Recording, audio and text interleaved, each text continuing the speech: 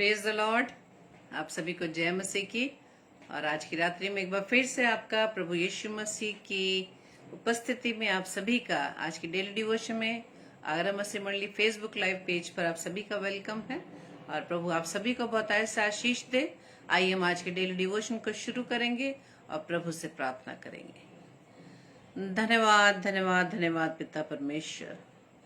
खुदावंद आपका धन्यवाद देते हैं पिता कि इस घड़ी में एक बार फिर से प्रभु जी हम सभी भाई बहनों को खुदावंद आपने अवसर दिया कि पिता हम फिर से रोजाना की तरह खुदावंद मिलकर आपके नाम को धन्य कह सकें, आपके नाम को धन्यवाद की बलि चढ़ा सकें।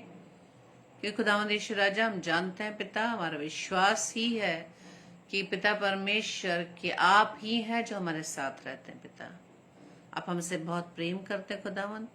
आप चाहते हैं प्रभु यीशु मसीह कि किसी भी मनुष्य का नाश ना हो, आप चाहते हैं हर एक जन का उद्धार हो। प्रार्थना विनती करते हैं कि आज के इस वचन के द्वारा प्रभु जी हम सबको खुदावंद आशीष देना। और जबकि ये इस आने वाले वचन के द्वारा प्रभु जी आप हमसे बात करने जा रहे हैं पिता, हम इन वचन को सुनकर खुदावंद अपने आप को पूरी रीति से आने वाले समय में और इस चल रहे समय में खुदावंद यीशु राजा हम अपने आप को तैयार कर सकें। क्योंकि खुदावंद यीशु राजा वचन के माध्यम से हमसे बात करते हैं ताकि खुदावंद आप हमें यारी अगुवाई करते हैं और पवित्र आत्मा की सहायता के द्वारा हम अपने आप को प्रभु आपके वचन के अनुसार बना सके। हमारे सारे भाई बहनों को भी प्रभु जी आप आशीष देना, हर एक को बुद्धि ज्ञान सामर्थ्य से परिपूर्ण करना, ताकि जो वचन खुदावंद आज वो सुने, आपकी आवाज को सुने प्रभु जी, उसे अपने अंदर पूरी रीति से ग्रहण कर सके। हमारी इस प्रार्थना को पवित्र आत्मा की अगुवाई में प्रभु यीशु मसीह के नाम से हम मांग लेते हैं। आमीन आमीन आमीन। Praise the Lord. तो आइए हम आज के वचन को शुरू करेंगे और आप मेरे साथ मिलकर प्रभु की इस प्रार्थना रूपी को गीत को गाएं, ताकि हम प्रभु के वचन को सुनने के लिए अपने मन को तैयार करें। मिट्टी को कुम्हार जैसे हाथों में अपने उठा के, मिट्टी को कुम्हार जैसे हाथों में अपने उठा के, रूहे कला में खुदावन गूंदे मुझे और सवारे, रूहे कला में खुदावन गूंदे मुझे और सवारे, छू मुझे छू खुदावन मुझे छू, छू मुझे छू खुदावन मुझे छू, मेरी जान को मेरी रूह को मेरे बदन को छू, मेरी जान को मेरी रूह को मेरे बदन को छू, छू मुझे छू खुदावन मुझे छू, छू मुझे छू खुदावन मुझे छू, मिट्टी को कुम्हार जैसे हाथों में अपने उठा के, मिट्टी को कुम्हार जैसे हाथों में अपने उठा के, रूहे कला में खुदावन गूंदे मुझे और सवारे, रूहे कला में खुदावन गूंदे मुझे और सवारे, छू मुझे छू खुदावन मुझे छू, छू मुझे छू खुदावन मुझे छू।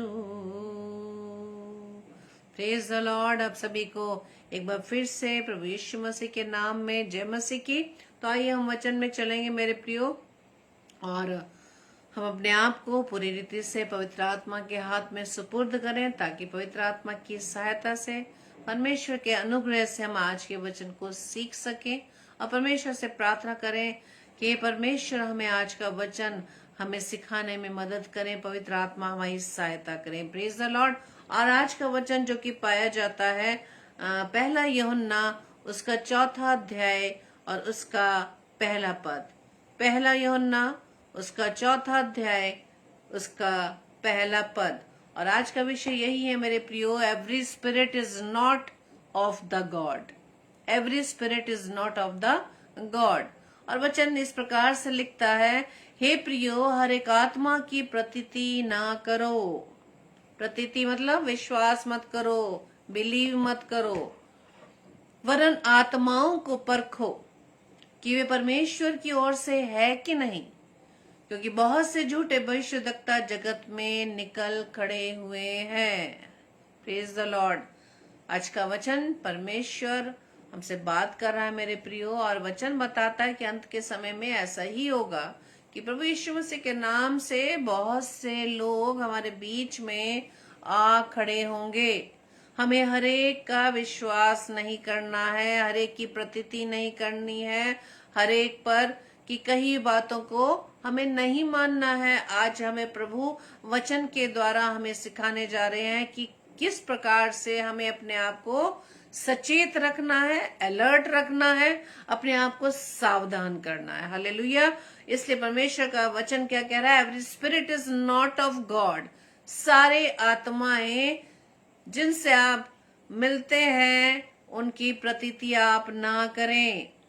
वचन क्या बता रहा है, दूसरा पत्रस उसके दूसरे अध्याय के पहले पद में लिखा है, जिस प्रकार से उन लोगों में झूठे भविष्यद्वक्ता थे, उसी प्रकार तुम में भी झूठे उपदेशक होंगे, जो नाश करने वाले पाखंड का उद्घाटन छिप छिप कर करेंगे, और उस स्वामी का जिससे उन्हें मोल लिया है इनकार करेंगे, और अपने आप को शीघ्र विनाश में डाल देंगे। Praise the Lord. Praise the Lord sister Rohini, और प्रेज द लॉर्ड कुसुम भाभी, praise the Lord sister Shirin, और praise the Lord Binu Johnson भाई, और भी जितने भाई बहन हमारे साथ इस समय प्रभु की उपस्थिति में हैं, आप सभी को प्रभु बताए से आशीषित करे। और सच में प्रियो, आज का वचन हमारे लिए बहुत ही इम्पोर्टेंट है, क्योंकि हम सोचते हैं कि हम जितने प्रभु के नाम लेने वालों को हम प्रभु का वचन सुनाते हुए सुनते हैं, हम सब पर बिलीव करने लगते हैं, और हम उन्हें प्रभु यीशु मसीह के स्थान पर रखने लगते हैं। हम प्रभु यीशु मसीह को फॉलो करने के बजाय हम उन व्यक्तियों के पीछे चलने लगते हैं। लेकिन यह परमेश्वर कहता है, परखो। हम कैसे परख करेंगे? परख करने के लिए कुछ तो हमारे पास होना चाहिए, जिसके द्वारा हम परख सकें कि जिन व्यक्ति के द्वारा, जिन प्रभु के उन दासों के द्वारा हम प्रभु का वचन सुन रहे हैं, क्या वो सच में हमें प्रभु की ओर ले जा रहे हैं या अपने पीछे ले जा रहे हैं। Praise the Lord. और ये परख हम किस प्रकार से करेंगे? ये परख हम तभी कर पाएंगे जब तक हमें वचन का ज्ञान ना हो। जब हम प्रभु के वचन को सुनते हैं, सबसे पहली बात तो यह है कि हम उन संदेशों को सुनना पसंद करते हैं जिनके द्वारा हम उन सारी सांसारिक वस्तुओं को हम कैसे हमें मिले, और उन चीजों को हम सीखने की ज्यादा कोशिश करते हैं। और हम अक्सर ही अपने परिवार में इस बात को हम डिस्कस करते हैं कि सच में जब हम भी अपनी प्रार्थनाओं को जब मांगते हैं, सबसे पहले हम सिर्फ अपने परिवार के लिए प्रार्थना करते हैं, अपने बच्चों के लिए प्रार्थना करते हैं, इन संसारिक वस्तुओं के लिए ही प्रार्थना करते हैं, और हम घुमा फिरा के हम फिर से वहीं आ जाते हैं, अरे बच्चों को जॉब कैसे मिलेगी, आने वाले समय में बच्चों को कैसे स्टेटस मिलेगा। और होता है ना, माता पिता की चिंता होती है, अरे हम जब तक हैं तब तक हम अपने बच्चों की देख रेख कर रहे हैं, अभी तो उसकी नौकरी सही से नहीं लगी है, या उनके विवाह की चिंता हमें रहती है।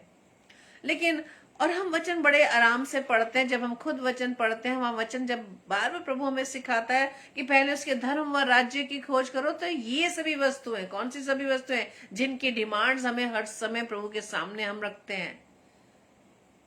लेकिन क्या हमारी प्रार्थनाओं में प्रभु की उपस्थिति के लिए कोई स्थान है? क्या हमने प्रभु के सामने जो प्रार्थना निवेदन विनतियां रखते हैं, क्या उसमें हम प्रभु की उपस्थिति को महत्ता देते हैं कि हाँ प्रभु, मैं आज तेरी संगति में नहीं बैठ पाया या बैठ पाई है, प्रभु मैं तेरी आज आवाज को नहीं सुन पाई, तो इसके लिए क्या हम अपनी उस कमजोरियों को प्रभु के सामने उंडेलते हैं? इसी प्रकार से जब हम प्रभु के सेवकों के द्वारा प्रभु के वचन को हम सुन रहे हैं, तो क्या उन वचन, उन संदेशों को सुनकर क्या हमारा आत्मिक उत्थान हो रहा है? क्या हम स्पिरिचुअली ग्रो कर रहे हैं? या सिर्फ हम फाइनेंशियली उन चीजों को पाने की कोशिश करते हैं कि हमें आज प्रभु के दास ये सिखा रहे हैं कि हम किस प्रकार से इन संसारिक चीजों को हमें मिले। और प्रभु के कई दासों के वचन को जब हम सुनते हैं तो हम वो सिर्फ हमें इन संसारिक चीजों को ही मिलने के लिए संदेश सुनाते हैं, लेकिन वचन क्या बताता है, और अपनी बढ़ाई करते हैं। वहां प्रभु यीशु मसीह का कोई भी स्थान नहीं होता। सबसे बड़ी बात तो ये है मेरे प्रियो, पूरा संदेश सुनने के बाद यदि प्रभु यीशु मसीह का स्थान नहीं है, उसको महिमा नहीं है, तो वो संदेश किसी काम का नहीं है। इसलिए वचन भी हमें बताता कि सब बातों को परखो और जो अच्छी है उन्हें पकड़े रहो। वचन बताता है ना, जो वचन से या काम से जो कुछ भी करो परमेश्वर की महिमा के लिए करो। हालेलुया। क्या हम ये देख रहे हैं कि प्रभु का दास जो संदेश दे रहा है या जो भी हमें वो बातें बता रहा है, जो वचन बता रहा है, तो क्या सिर्फ अपनी फाइनेंशियली उस कंडीशन को तो नहीं आपके सामने रख रहा है? कई बार हमें अफसोस होता है कि प्रभु के वचन सुनाने वाले इतना अच्छा वचन सुनाते हैं जो हमें बहुत प्रभावित करता है, लेकिन लास्ट में आके सब कुछ वो जीरो कर देता है। किस प्रकार से? लास्ट में वो ऐसी प्रार्थना करता है बीज बोने की कि जितना बीज बोओगे उतना तुम फसल काट पाओगे। सुनते हैं ना मकसद? तो ये बीज है क्या? क्या बीज सिर्फ पैसों का ही है? प्रभु ने जो दृष्टांत दिया कि किसान बीज बोने निकला, तो वो बीज क्या पैसों का बीज बोने के लिए कह रहा था? वहां पे प्रभु का वचन कहता है बीज बोना, यानी कि वचन बोने के लिए बात हो रही है। हम किसी भी वचन को पकड़कर उसे हम हर चीज को नहीं वहां पर इस्तेमाल कर सकते। बीज बोना मीन्स आप जितना वचन को अपने हृदय में बोएंगे उतना अधिक आप उतने ही फलवंत होंगे। फलवंत किस प्रकार? हम फलवंत किस प्रकार से हो सकते हैं? जब हम प्रभु की निकटता में दिन प्रतिदिन बढ़ने लगेंगे। जो प्रभु हमसे बात कर रहा है, यदि हमारा ध्यान सिर्फ संसारिक चीजों पर है, जब हमारा ध्यान वहां से हटने लगेगा, प्रेज द लॉर्ड। प्रभु के सेवक के द्वारा हमने एक बहुत सुंदर एक उदाहरण सुना, और वो सच बात है कि एक इटली शहर में एक माँ रहती है, और ये सच्ची बात है। और वो अकेली सिंगल पेरेंट है और उनका इकलौता बेटा है, और वो बेटा बुरी संगति में पड़ जाता है। हमारे बच्चे भी चाहते हैं ना उनका स्टेटस बहुत अच्छा हो, अच्छे स्कूल में पढ़े। और हम क्या देखते हैं अपने कई भाई बहनों के द्वारा, जब वो अपने बच्चों को अपने स्टेटस को कायम रखने के लिए अच्छे स्कूल्स में जहाँ महंगी फीस होती है, जहाँ हर चीज की महंगाई रहती है, वहां पे अपने बच्चों का एडमिशन कर देते हैं। क्यों? क्योंकि सिर्फ अपनी महिमा बढ़ाने के लिए। और जब हम अपने बच्चों का एडमिशन वहां करा देते हैं, तो बच्चे जिस संगति में वो ग्रो करते हैं, तो वहां एक कंपेयर करने लगते हैं कि मुझे ये चाहिए, मुझे वो चाहिए, और ऐसा करते करते बच्चे बुरी संगति में पड़ जाते हैं। और जब उस माँ ने देखा कि मेरा बच्चा, जिसके लिए मैं दिन रात प्रार्थना कर रही हूँ, बुरी संगति में रहकर वो परमेश्वर के निकट में नहीं है, वो परमेश्वर की निकटता में नहीं बल्कि लोगों की संगति में है, तो वो अपने बेटे से एक दिन बात करती है कि बेटा ऐसा है कि तुम मेरी एक बात मानो, तुम सिर्फ 2 साल के लिए बाइबल कॉलेज को आप ज्वाइन कर लो, तो मैं जो तुम कहोगे, जो भी तुम महंगी सी महंगी कार कहोगे, मैं वो तुम्हें खरीद कर दूंगी। और वो तो लड़का बड़ा हैरान होता है कि सच में अपनी माँ से बोलते, सच में माँ तुम मुझे बहुत महंगी कार आप खरीद के देंगी, चाहे स्पोर्ट्स कार ही क्यों ना हो। क्या? हाँ, चाहे कितने ही कीमत की ना क्यों ना हो, मैं तुम्हें वो कार खरीद के दूंगी, सिर्फ तुम 2 साल बाइबल कॉलेज को अटेंड करो। और वो बच्चा तैयार हो जाता है, लड़का तैयार हो जाता है, और जैसे ही बाइबल कॉलेज अटेंड करता है, ज्वाइन करता है, उसको रोज 4 घंटे बाइबल पर मनन करना होता है। और वो रोज 4 घंटे बाइबल पर मनन करता है इस मन से कि हाँ, जैसे ही मैं 2 साल कॉलेज पूरा कर लूंगा, अपनी ट्रेनिंग पूरी कर लूंगा, तो माँ मुझे महंगी कार दिलाएगी। और इस प्रकार से 2 साल बीत जाते हैं, और जब वो बेटा वापस लौट के अपनी माँ के पास आता है, तो माँ कहती है, चल मैं तुझे वही अपनी जो मैंने तुझसे बात रखी है, तूने मेरी बात मानी, मैं तेरी बात को, मैंने जो तुझे बात की मैं उसको पूरा करती हूँ, चलो जो भी तुम गाड़ी कहोगे वो कार मैं तुम्हें खरीद के दूंगी। लेकिन वो बेटे का जवाब होता है, नहीं माँ, मुझे अब कार नहीं चाहिए, मुझे कार नहीं चाहिए, मुझे सिर्फ प्रभु यीशु मसीह चाहिए। हालेलुया। हाँ मेरे प्रियो, जितनी संगति हम परमेश्वर के साथ, जिन चीजों के साथ हम संगति करेंगे, उसका ही प्रभाव हमारे ऊपर रहेगा। आज बात हो रही है आत्माओं को परखने की बात। आत्माओं को परखना, हम जान जाते हैं ना कि कौन से व्यक्ति का स्वभाव हमें दिखा देता है, नेचर हमें दिखा देता है। भले ही कितने हम वचन की जानकार क्यों ना हो, वचन का प्रचार, बड़े से बड़े प्रचारक, एक बड़े से बड़े प्रचारक के बारे में मैं बता दूं, मैं नाम नहीं लूंगी, बहुत अच्छे प्रचारक, सब उस रहस्यमय, उस छिपी बातों को हमें परमेश्वर की सहायता से, परमेश्वर के अनुग्रह से हमें बताते हैं।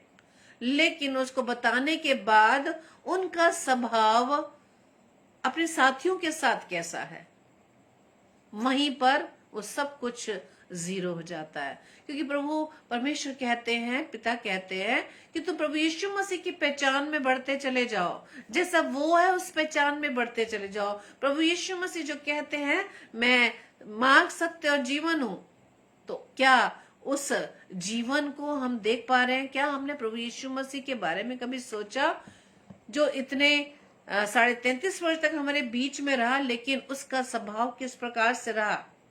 परमेश्वर का वचन बताता है कि तुम सब बातों को परखो जो अच्छी उन्हें पकड़े हो। लेकिन मनुष्य का स्वभाव उल्टा ही है, जो बुरी बात है उसे पकड़ते हैं, जो अच्छी बात है उसे भूल जाते हैं। क्योंकि अच्छी बातों को फॉलो करने के लिए हमें बहुत सी प्रॉब्लम्स को फेस करना पड़ता है। इसलिए क्योंकि संसार, वचन बताता ना, संसार के सदृश मत बनो। संसार में क्या है? बुराइयां हैं, सब प्रकार की बुराइयां। इन बुराइयों से बचने के लिए हमें अलग होना पड़ेगा, और हम अलग नहीं होना चाहते। हम कई बार बोलते हैं ना बड़े साधारण शब्द, अरे समाज में रहते हैं, समाज में रहकर हमें तो सब कुछ करना पड़ता है। तो हम अन्य विश्वास भाई बहनों के साथ मिल जाते हैं, उनके हर प्रकार की रीति रिवाजों को, हर प्रकार की उन संगतियों में हम बैठते हैं। परमेश्वर कह रहा है कि तुम्हें मैंने संसार से चुन लिया है। परमेश्वर द्वारा हम चुन लिए गए हैं, हम अलग किए गए हैं, तो हमारा नेचर भी अलग होना चाहिए। आमीन। हमारा नेचर भी अलग होना चाहिए। हम कितने ही बुद्धिमान क्यों ना हो, हमारा काम कितना परफेक्ट क्यों ना हो, लेकिन हमारी अपने कुलीग के साथ कितनी बनती है, हमारे अपने कुलीग्स के साथ हमारा व्यवहार कैसा है। क्या कभी आपके साथ आपके कुलीग्स ने, या आपके साथ जितने भी आपके जान पहचान वाले, कभी उन्होंने कहा कि अरे भाई, अरे बहन, मैं जब आपके साथ रहती हूँ मुझे बहुत अच्छा लगता है, मुझे बहुत पॉजिटिव पॉजिटिव फील होता है? कभी ऐसा किसी भाई बहन ने आपको कहा? क्योंकि जो परमेश्वर की संगति में रहते हैं, जो परमेश्वर की अगुवाई में चलते हैं, उनके जीवन का रिफ्लेक्शन ही कुछ अलग होता है। हालेलुया। यहाँ पर परमेश्वर आज हमें उन्हीं आत्माओं को परखने की बात कह रहा है। परमेश्वर का वचन कहता है, क्योंकि बहुत से ऐसे भरमाने वाले जगत में निकल रहे हैं जो ये नहीं मानते कि यीशु मसीह शरीर में होकर आया। भरमाने वाला और मसीह का विरोधी यही है, यही है सबसे बड़े विरोधी, जो इस बात पर ही विश्वास नहीं करते कि प्रभु यीशु मसीह देह में होकर आया। और यदि हमारे सामने सवाल किया जाए तो हमारे पास क्या उत्तर है? क्या हम उनको इस प्रश्न का जवाब दे सकते हैं? क्या उनकी इन बातों का जवाब दे सकते हैं जो ये कहते हैं कि मसीह यीशु देह में होकर नहीं आया? और वचन बताता है भरमाने वाला और विरोधी यही है। वचन कहता है कि वचन देह धारण हुआ। वचन दे, वचन कौन है? प्रभु यीशु मसीह, जो देह धारण करके इस पृथ्वी पर हमारे साथ रहा। लेकिन वचन आगे भी बताता है कि अपनों ने उसे नहीं पहचाना। फरीसी सदूकी जो व्यवस्था को जानने वाले थे, सब कुछ उन्हें मालूम था, बहुत ज्ञानी थे। और कई बार क्या होता है ना, ज्यादा ज्ञान घमंड उत्पन्न करता है और कहता है कि मेरे सामने कोई कुछ नहीं है, मेरे को सब कुछ मालूम है। लेकिन ये वचन कहता है कि विनाश से एक घमंड आ जाता है। घमंड चाहे ज्ञान का हो, घमंड चाहे आपकी प्रॉपर्टी का हो, घमंड चाहे आपकी एजुकेशन का हो, घमंड चाहे आपकी स्टेटस का हो, ये घमंड ही है जो हमारे विनाश का कारण ठहरता है।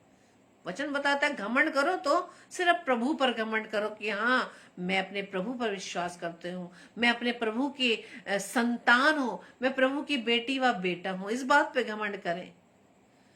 जब हमारे पास प्रभु यीशु मसीह तो सब कुछ है, इन संसारिक चीजों की जरूरत नहीं है। ये तो थोड़े समय के लिए है, हालेलुया, सिर्फ थोड़े समय के लिए, जब तक इस पृथ्वी पर हम जीवित है। कितना ही जोड़ घटा क्यों ना कर ले, पूरा समय अपना दिमाग उसमें लगा रहे किस प्रकार से हम 2 2 4 करेंगे, है ना, कैसे दुगना करेंगे। इसमें दिन रात हमारे विचार रहते हैं कि अब तो मेरे पास इतना है, कैसे मैं अपने बच्चों की शादी करूंगी, कैसे मैं अपने बच्चों को पढ़ाऊंगा। हमारा ध्यान सिर्फ इस पर रहता है, लेकिन हमें भूल जाते हैं जो हमारे साथ रहता है वो इनसे बढ़कर है, उन सबका रक्षयता है। हालेलुया। परमेश्वर का वचन आगे कहता है, क्योंकि बहुत से भरमाने वाले जगत में निकल आए हैं। वचन कहता है कि आत्मा स्पष्टता से कहता है, पवित्र आत्मा हमारी अगुवाई करता है और हम जानते हैं कि वो हमारा सहायक हर समय हमारे साथ रहता है। और परमेश्वर ने हमें सच में, मेरे प्रिय, कभी भी अकेला नहीं छोड़ा। पर पवित्र आत्मा जो हमें दिया है वो हमारी गाइडेंस के लिए हमारे साथ रहता है, लेकिन उससे कभी हम गाइडेंस नहीं मांगते। वो गाइड करने के लिए रेडी है हमारे पास। हम 24/7 हम सिर्फ अपने इस मीडिया पर डिपेंड है, लेकिन 24/7 जो हमारे अंदर है, परमेश्वर का आत्मा जो हमारे साथ है, उससे बात ही नहीं करते, हम उससे मदद ही नहीं मांगते, हम उसकी धीमे आवाज को ही नहीं सुनते। हम गलत रास्ते पे चलने लगते तो पवित्र आत्मा हमें धीमी आवाज में कहता है नहीं, ये गलत है।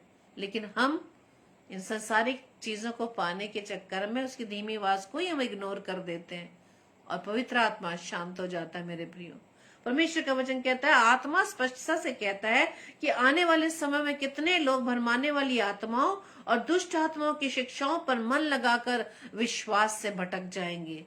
भरमाना, कई बार हमें लगता है अरे तो प्रभु का वचन सुनाने वाला है, और हम उस पर पूरी रीति से हम विश्वास करने लगते हैं और धीरे धीरे धीरे धीरे हम उसको फॉलो करने लगते हैं। लेकिन उसके अंदर की भेद को हम नहीं पहचान पाते, उसके हम बॉडी लैंग्वेज को नहीं समझ पाते, उसके व्यवहार को नहीं समझ पाते, और हम इतने अंधे हो जाते हैं, इतने हम सुनने के लिए उसको तैयार हो जाते, बस जैसा जैसा बोलते हम वैसे वैसे करने लग जाते हैं। आज मैं कई अपने भाई बहनों को जानती हूँ। अब मान लीजिए हम सभी जो जहां जहां रहते हैं वहां पर हम अपने अपने चर्च से जुड़े हुए हैं, अपने मदर चर्च से जुड़े हुए हैं, लेकिन हम अपना चर्च छोड़कर हम दूसरी जगह भटकने लगते हैं, अपने चर्च को ही त्याग देते हैं। कई भाई बहनों को हम देखते हैं ना, वो चर्च हर बार चर्च को चेंज करते रहते हैं, वहां ऐसा है, यहाँ ऐसा है, वहां ऐसा है, यहाँ ऐसा है। इसका मतलब हम ही खराब है, हमारे स्वभाव भी सबके साथ नहीं मिल पा रहा, हम सबके साथ एडजस्ट ही नहीं कर पा रहे। क्यों? क्योंकि हमने वचन को महत्ता नहीं दी, वचन को नहीं, हम वचन सुनाने वाले को ही नहीं परख पा रहे। क्यों? क्योंकि हमें वचन का ज्ञान नहीं है। वचन कहता है वो तो हम विश्वास से भटक जाएंगे। हम विश्वास से क्यों भटक जाते हैं? क्योंकि विश्वास की परिभाषा इब्रानियों की पत्री में हम पाते हैं कि विश्वास सुनने से और सुनना मसीह के वचन से होता है। और हमें वचन ना तो सुनने की आदत है और ना ही वचन पढ़ने की आदत है। हमें बहुत जल्दी नींद आने लगती है, बहुत जल्दी हम थक जाते हैं।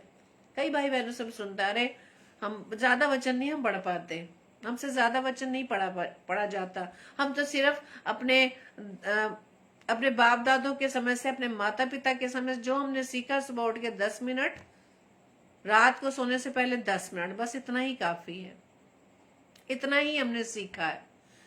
लेकिन वचन क्या बताता है कि तुम मुझ में बने रहो, तुम मुझ में बने रहो, जागते रहो और प्रार्थना करते रहो। हमें हर समय जागना है, हर समय हमें प्रार्थना करनी है। अब सवाल आता है, भाई हम तो कैसे करेंगे, हम तो नौकरी करते हैं। तो प्रार्थना करने का मतलब क्या? प्रार्थना करने का मतलब ये नहीं है कि हाँ ठीक है, हमने कुछ समय हमने अकेले में प्रार्थना की, अब नौकरी पर हमें जाना, तक क्या उस समय भी क्या हम अंदर ही अंदर परमेश्वर से बात कर पाते हैं? Praise the Lord. ये हमें सीखने की जरूरत है। क्या हम संदेश सुनाने वालों के द्वारा क्या हम आत्मिक रीति से बढ़ पा रहे हैं? जिस प्रभु के दास के द्वारा हम सीख रहे हैं कि क्या हम प्रभु के निकट जा रहे हैं या हम उन संसारिक वस्तुओं को पाने की इच्छा से जा रहे हैं। हम दूर दूर उन प्रभु के दासों के पास एक शहर छोड़ के दूसरे शहर इतने लंबे लंबे सफर करके जाते हैं कि हाँ वहां उस दास के हाथ रखने से, प्रार्थना करने से हमारी प्रार्थना सुनी जाएंगी। मेरे बच्चे की नौकरी नहीं लग पा रही है, मेरा ये काम नहीं बन पा रहा, उस काम को करवाने के लिए जिसको इस सृष्टि पर पूरा अधिकार है, उसे छोड़कर हम उस व्यक्ति के पास जा रहे हैं जिसके अधिकार में कुछ नहीं। हम सोचते हैं कि बस प्रार्थना करने के लिए चाहे कितने ही हमें अपने पैसे लुटाने पड़े, वो हम लुटाने के लिए तैयार हैं। हमारी आंखों पर इस संसार के ईश्वर ने हमें इतना हमें आंखों को बंद कर दिया है, इतना ओझल कर दिया है कि प्रभु के वचन को भी हम अपने ऊपर प्रकाशित नहीं होने देते। क्यों? क्योंकि प्रभु के वचन को हमने कर दिया साइड पे। सिर्फ दास पढ़े वही बहुत है। प्रभु, हम कहते हैं ना ये तो पादरियों का काम है, ये तो प्रभु के दासों का काम है, वही वचन पढ़े वही सुनाए, हम उन्हीं पे डिपेंड है। लेकिन परमेश्वर ने हम सभी को ये आज्ञा दी है, जाओ और जाकर मेरे नाम का सुसमाचार सुनाओ। हम सब कौन है? उसके चेले हैं। हमसे परमेश्वर पूछेगा कि तुमने क्या किया, तुमने किसको क्या सुनाया, तुमने कितना वचन ग्रहण किया। और जब तब तक नहीं सुना सकते जब तक हम ट्रेन ना हो, हमें सब चीजों का ज्ञान ना हो। इसलिए तो हम जहां सामने कोई प्रश्न आता है हम उसका जवाब नहीं दे पाते। परमेश्वर का वचन बताता है, रोमियो की पत्री उसके 16 अध्याय के हम जब 18-19 पद को पढ़ेंगे, वहां लिखा है 17 से 19 में, अब हे भाइयों मैं तुमसे विनती करता हूं कि जो लोग उस शिक्षा के विपरीत जो तुमने पाई है फूट पड़ने, ठोकर खाने के कारण होते हैं, उन्हें ताड़ लिया करो और उनसे दूर रहो। क्योंकि ऐसे लोग हमारे प्रभु मसीह के नहीं परंतु अपने पेट की सेवा करते हैं। इस प्रकार के लोग क्या करते हैं कि जो लोग कौन सी शिक्षा देते हैं, जो वो शिक्षा जो हमने पाई है, हमने सुनी है, अगर विपरीत उसकी शिक्षा देते हैं तो क्या कहते हैं, वो फूट पड़ने और ठोकर के कारण होते हैं। तो ऐसों से हमें, ऐसी बातों को हमें ताड़ लेना चाहिए। अब ताड़ें तब जब हमें वचन पता हो। जो जो हम वचन सुनते हैं, क्या हमने कभी घर में आकर अपने पवित्र शास्त्र को खोलकर, बाइबल को खोलकर क्या कभी हमने टैली किया है कि हाँ सच में क्या परमेश्वर का वचन बाइबल में लिखा है कि नहीं लिखा? तो हम ताड़े कैसे हम परखें? तो वचन यही बता रहे, उसे ताड़ लिया करो कि वो हमारे प्रभु यीशु मसीह की तरफ से है या नहीं। उनसे दूर रहो, क्योंकि ऐसे लोग हमारे प्रभु यीशु मसीह की नहीं परंतु अपने पेट की सेवा करते हैं और चिकनी चुपड़ी बातों से सीधे साधे मन के लोगों को बहका देते हैं। तुम्हारे आज्ञा मानने की चर्चा सब लोगों में फैल गई, इसलिए मैं तुम्हारे विषय में आनंद करता हूँ। परंतु मैं ये चाहता हूँ कि तुम भलाई के लिए बुद्धिमान परंतु बुराई के लिए भोले बने रहो। अब प्रभु का वचन क्या कह रहा है? मैं अपने परिवार की ही गवाही दे देती हूँ कि हमारे घर में भी एक प्रभु के दास आते थे और प्रभु के वचन को भरपूरी से सुनाते थे और हम भी आनंदित होते थे। और कई समय ऐसे बीतता चला गया, लेकिन लास्ट में आके उन्होंने एक हमें बॉक्स दिया। बॉक्स देने के लिए कहा कि मैं इसे 3 महीने के बाद ले जाऊंगा और आप हर दिन प्रभु के नाम से उसमें वो जो आपका ऑफरिंग है वो आप डाल दिया करें। ठीक है, ये चलता रहा, 6 महीने तक चलता रहा, ये होता रहा। 3 महीने के बाद फिर एक दिन प्रभु ने मन में डाला कि पहले तो ये प्रभु के दास ऐसे नहीं थे, लेकिन अब क्यों इन्होंने ये बॉक्स स्टार्ट किया है। और हमने एक दिन प्रभु की अगुवाई में होते हमने प्रभु के दास को मना कर दिया कि ऐसा है कि अभी हम इस महीने नहीं दे पाएंगे, हम बाद में देंगे। इस बात को सुनकर प्रभु का दास हमसे बहुत ही नाराज हो गया और उन्होंने आना बंद कर दिया। अब इस बात को हम क्या कहेंगे? क्या प्रभु का दास हमारे पास सिर्फ उसी उद्देश्य से आ रहे थे, उस बॉक्स को देने की कब मौका मिले और कब मैं वो बॉक्स दूं? और ये कई लोगों के साथ हुआ और उसके बाद से उस दास ने आना बंद कर दिया। और इसके बदले में जब दूसरे ने पूछा रे कि भाई साहब आप क्यों नहीं वहां जा रहे, आप तो वहां वचन बांट रहे थे, तो वो कहने लगा रे वहां पर पवित्र आत्मा नहीं है। अब ये बताएं कि पवित्र आत्मा किसके पास है या नहीं है, ये कैसे जानेंगे? परमेश्वर ने पवित्र आत्मा सबको दी है, पवित्र आत्मा हम सबके पास है, लेकिन पवित्र आत्मा की हम सुनकर ही अच्छे काम कर पाते हैं। जब हम पवित्र आत्मा की बातों को नहीं सुनते तो पवित्र आत्मा भी शांत हो जाता है। और जब हम कुरिन्थियों में जब पढ़े, वहां लिखा है कि पवित्र आत्मा को शोकित मत करो, पवित्र आत्मा को शोकित मत करो। अब शोकित कैसे, हम किस प्रकार दुखी करते हैं? जिस प्रकार से हम प्रभु की आज्ञा को नहीं मानते, प्रभु दुखी होता है। इसी प्रकार से परमेश्वर का आत्मा जो हमें दिया है ताकि वो हमें गाइड करे आने वाले समय में भी। हर समय जब हम उससे गाइडेंस मांगेंगे, उसकी धीमी आवाज को सुनेंगे, तब ही हम सही रास्तों पर चल पाएंगे। इसलिए परमेश्वर का वचन बार बार कहते हैं, जब तुम प्रभु के कलाम को सुनो, उनको परखो, उनको ताड़ लो कि वो सच में क्या प्रभु यीशु मसीह के विषय में है या नहीं। Praise the Lord. परमेश्वर का वचन आगे लूका रचित सुसमाचार 21:8 में जब पढ़ेंगे, वहां लिखा है चौकस रहो, चौकस रहो, सावधान रहो। इसका मतलब परमेश्वर देख रहा है कुछ ना कुछ गड़बड़ी है।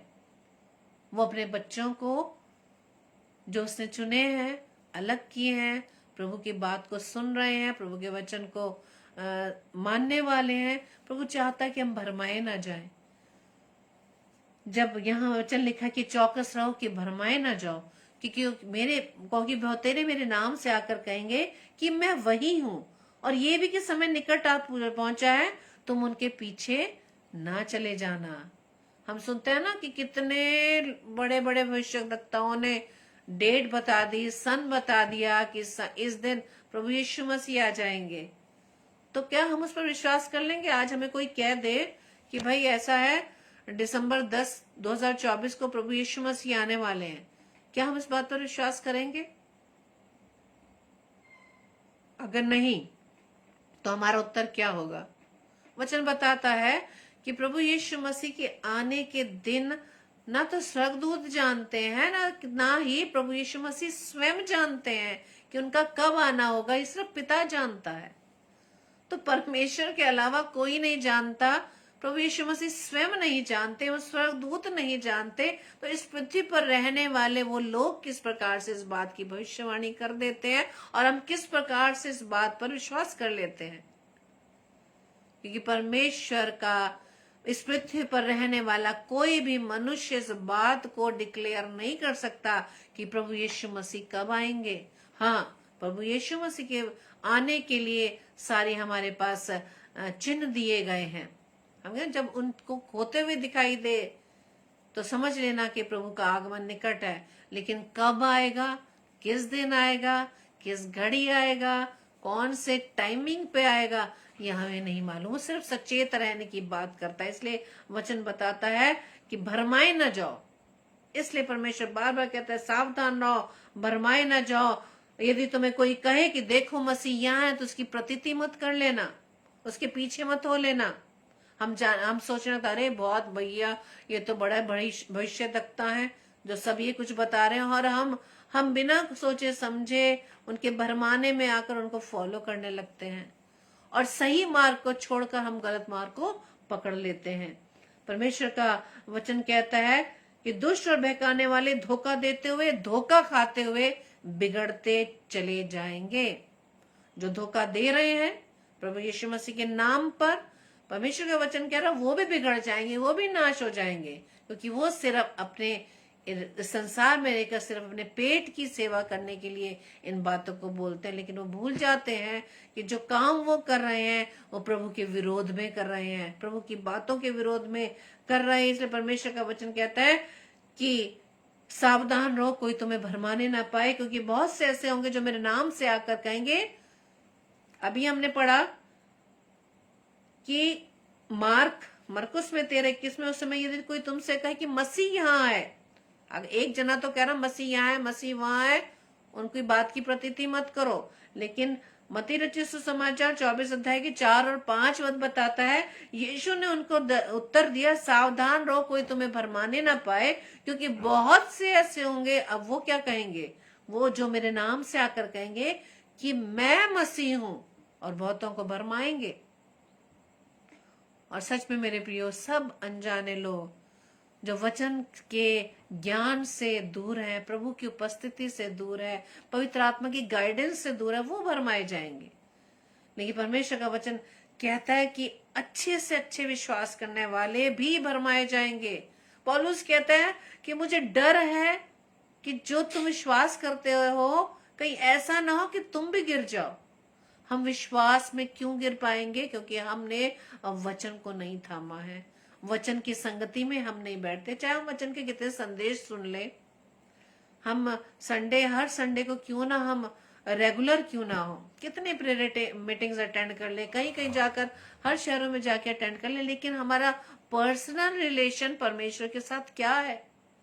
हम कैसे सुनेंगे जब तक हमारा व्यक्तिगत रिश्ता परमेश्वर के साथ नहीं होगा? उसकी आवाज को हम तभी सुन पाएंगे जब हम व्यक्तिगत रूप से उसके साथ बैठेंगे, उसकी आवाज को सुनेंगे। परमेश्वर का वचन कहता है कि मेरी भेड़ें मेरे शब्द पहचानती हैं। जब भेड़ें अपने चरवाहे के शब्द को सुनती हैं, सुनते सुनते सुनते उन्हें आदत पड़ जाती है, नहीं मेरा यही मालिक है। आज हम अपने मालिक की आवाज सुनने के लिए कितना टाइम उसके साथ बैठ रहे हैं। संसार की चीजों के लिए हमारे पास टाइम है मेरे प्रियो, लेकिन परमेश्वर की उपस्थिति में बैठने के लिए हमारे पास समय नहीं है। और इस चीज का हम आंकलन हम सब अपनी लाइफ से कर सकते हैं, अपने रोजमर्रा की जिंदगी से कर सकते हैं कि हम प्रभु को कितना समय देते हैं। हमारा संदेश सुनना, संडे मीटिंग्स अटेंड करना, चर्च अटेंड करना, प्रभु के कितने बड़े से बड़े दासों के द्वारा वचन सुनना ही काफी नहीं है जब तक हम उस वचन को सुनकर उसको अपने ऊपर अप्लाई नहीं करेंगे, उस पर चलेंगे नहीं, तब तक वचन हमारे जीवन में काम नहीं करेगा। और जब तक हम अकेले व्यक्तिगत हमारा रिलेशन, हमारा पर्सनल रिलेशन जब तक परमेश्वर से मजबूत नहीं रहेगा, हम ऐसा ना हो कि हम भरमाए जाएं। इसलिए आज के इस संदेश में मैं आपके लिए आखिरी पद आपके सामने शेयर कर रही हूँ। प्रकाशित वाक्य उसका 2 अध्याय उसके 2 से 5 पद में लिखा है, वहां पे यूहन्ना के द्वारा ये प्रकाशन दिया गया कि मैं तेरे काम और परिश्रम और तेरा धीरज जानता हूँ, और ये भी कि तू बुरे लोगों को तो देख नहीं सकता, और जो अपने आप को प्रेरित करते हैं और है नहीं, उन्हें तूने परख कर झूठा पाया है। ये सब हमने कर लिया, ये परमेश्वर का वचन कहता है। और तू धीरज धरता है और मेरे नाम के लिए दुख उठाते उठाते थका नहीं। लेकिन इसके बाद भी ये सब कुछ हम कर रहे हैं, ये सब चीजों में मान लीजिए हम सब ये काम करें, उसमें हम सक्सेस है, हमें परखना आता है, परमेश्वर के साथ चलना आता है, और हम परमेश्वर के काम के लिए भी हम विरोध सह लेते हैं। इसके बाद परमेश्वर फिर कहता है, पर मुझे तेरे विरुद्ध ये कहना है कि तूने अपना पहला सा प्रेम छोड़ दिया है। ये है हमारा पर्सनल रिलेशन। जब हम पिछले अपने याद करें कि हम दुख के समय परमेश्वर के निकटतम में कितना समय हम बैठते हैं, तब तो हम हे प्रभु कहते रहते हैं, बार बार उसे पुकारते हैं। लेकिन जैसी हमारी प्रार्थना प्रभु सुन लेता है हम उससे मुंह मोड़ के चले जाते हैं। परमेश्वर का वचन कहता है, पर मुझे तेरे विरुद्ध ये कहना है कि तूने अपना पहला सा प्रेम छोड़ दिया है। मनुष्य के पीछे ना भागे मेरे प्रियो, हम मनुष्य के, प्रभु ने अपने दासों को नियुक्त जरूर किया है, इसलिए कि प्रभु उनके द्वारा हमसे बात करता है, लेकिन उनकी प्रभु के वचन को सुनकर हमको कितना हम उस पर चल रहे हैं, बात यहाँ आकर आती है। इसलिए वचन कहता है, सुचेत कर कि तू कहाँ से गिरा है और मन फिरा और पहले के समान काम कर। यदि हमने पहला सा प्रेम प्रभु के साथ छोड़ दिया है, यदि हमारे रिलेशन में प्रभु के साथ कमी हो गई है, जब हम प्रभु की संगति में ज्यादा बैठते थे, लेकिन अब हम संसार में इतना खो चुके हैं और परिवार में इतना खो चुके हैं, अपने बच्चों में इतना खो चुके हैं कि हम परमेश्वर को उतना समय नहीं दे पा रहे, क्योंकि परमेश्वर हमसे प्रेम करता है। मेरे प्रियो, आज भी हमारे हर गलतियों को माफ करता है। यीशु मसीह, वचन कहता है यीशु मसीह आज भी हमारे लिए वकालत कर रहा है, आज भी प्रभु से हमारे लिए गुहार लगा रहा है कि प्रभु इन्हें माफ कर, इन्हें और समय दे और अवसर दे कि फिर से मन फिरा सके। परमेश्वर का वचन कहता है अनुग्रह का समय चल रहा है और हम सब अपने जीवन को देखें। हम दूसरों के जीवन पर तो हम बहुत जल्दी उंगली उठा देते कि फलाना ऐसा कर रहा है, फलाने ने ऐसा किया, फलाने के लड़के ने ऐसा किया, फलाने की लड़की ने ऐसा किया, उसके घर में ऐसा चल रहा है, पति पत्नी में ऐसा चल रहा है। लेकिन प्रभु का वचन हमें कहता है हमें स्वयं को टटोलना है, हमारा पर्सनल रिलेशन। प्रभु ने ये काम हमें नहीं दिया कि कहाँ क्या हो रहा है, प्रभु इसका रिकॉर्ड हमसे नहीं मांग रहा, प्रभु हमारा रिकॉर्ड हमसे मांगेगा कि हम क्या कर रहे हैं। इसलिए परमेश्वर हमसे आज पर्सनल, सबको व्यक्तिगत रूप से बात कह रहा है कि तूने पहला सा प्रेम, मुझे तेरे विरुद्ध ये कहना, तूने पहला सा प्रेम छोड़ दिया। यदि हमने पहला सा प्रेम प्रभु से करना छोड़ दिया है, जो समय हमें प्रभु को देना चाहिए, यदि आज हमने परिवार को दिया है, यदि आज हमने संसार को दिया है, अपनी नौकरी को दिया है, क्या उससे डबल हम परमेश्वर के साथ बैठ पाते हैं? आज प्रभु यही कह रहा है कि सुचेत कर, फिर से हमें चिता रहा है कि तू फिर से उस काम को, जो पहला प्रेम तू करता था, वैसे पहला प्रेम फिर से तू मुझसे करना शुरू कर। तब जाके हम अपने आप को की चौकसी कर पाएंगे, तब जाकर हम भरमाने से बच जाएंगे और हम उस पवित्र आत्मा की, परमेश्वर की धीमी आवाज को सुनने के लिए सदा तैयार रहेंगे। प्रभु आप सभी को बहुतायत से आशीषित करे और आज के वचन के द्वारा हम सभी फिर से चेत पाए, जागृत हो पाए, यहाँ की कहाँ कहाँ हमारे जीवन में कमी पाई जाती है, उसे पवित्र आत्मा से सहायता मांगे, परमेश्वर का अनुग्रह मांगे, ताकि हम परमेश्वर से बहुतायत से प्रेम कर सके। परमेश्वर आप सभी को ब्लेस करे। आइए हम प्रार्थना करें। धन्यवाद धन्यवाद धन्यवाद प्रभु जी, खुदा हम आपका धन्यवाद देते आज सुंदर वचन के लिए प्रभु, कि आप रोज हमें वचन के द्वारा हमें गाइड करते हैं खुदावंद कि हमारे जीवन में क्या कमी है। हम मनुष्यों के पीछे भाग रहे हैं, खुदावंद तेरे पास आ रहे हैं। तू जो सृष्टि करता है, तूने जो सब कुछ वस्तुएं बनाई है, जिन चीजों के पीछे हम भाग रहे हैं, उसे देने वाला केवल प्रभु जी आप हैं खुदावंद। आप ही हमें वो सब वस्तुएं देते हैं पिता। आप वचन में कहते हैं पहले उसके धर्म और राज्य की खोज करो, तो ये सारी वस्तुएं जिनके लिए हम मनुष्य के पीछे दौड़ते हैं, वो सब वस्तुएं यूं ही मिल जाएंगी। प्रार्थना विनती करते हैं पिता परमेश्वर का वचन हम सभी के जीवन में ब्लेस होने पाए, हम उस वचन के अनुसार अपने आप को ढालने पाए, और जब जब हम वचन को सुने आपके दासों के माध्यम से हम जान पाए कि वो आपको प्रथम स्थान दे रहे हैं या नहीं दे रहे, वो संसारिक बातों को तो नहीं हमारे सामने दे रहे हैं। क्योंकि प्रभु जी हम जानते हैं कि दुष्ट हर प्रकार की चाल के द्वारा हमें भरमाना चाहता है। वो चाहता है कि हम तेरे वचन से दूर रहें। और प्रभु यीशु मसीह जब आपकी परीक्षा हुई, तो सबसे पहले इसी बात की परीक्षा हुई जब आप 40 दिन 40 रात निराहार रहे, और सबसे पहली परीक्षा रोटी की। खुदावंद यीशु राजा, हम आपकी तरह कह सकें कि लिखा है कि मनुष्य रोटी से नहीं परंतु परमेश्वर के उस हर एक वचन से जो उसके मुख से निकलता है, उसके द्वारा हम जीवित रहेंगे। हाँ प्रभु यीशु राजा, जिस प्रकार से आपकी परीक्षा हुई, इस प्रकार से आज हमारी परीक्षा होती है। प्रभु जी होने दीजिए इन परीक्षाओं में आपके वचन को थाम कर हम शैतान की हर युक्तियों को खंडित कर सके, हम किसी प्रकार से भरमाने में ना आए। प्रार्थना विनती करते हैं खुदावंद, हर एक भाई बहन को खुदावंद मैं आपके हाथों में सौंपती हूँ। हर एक के देह प्राण आत्मा प्रभु जी आप ही का कंट्रोल रहे। हम सभी खुदावंद ईश्वर जब पूरी रीति से अपने आप को आपकी अधीनता में रखें पिता। प्रभु जी हमारी अगुवाई करना, पवित्र आत्मा हमारी सहायता करना। प्रभु जी हमारी इस प्रार्थना को पवित्र आत्मा की अगुवाई में प्रभु यीशु मसीह के नाम से हम मांग लेते हैं। आमीन, आमीन, आमीन।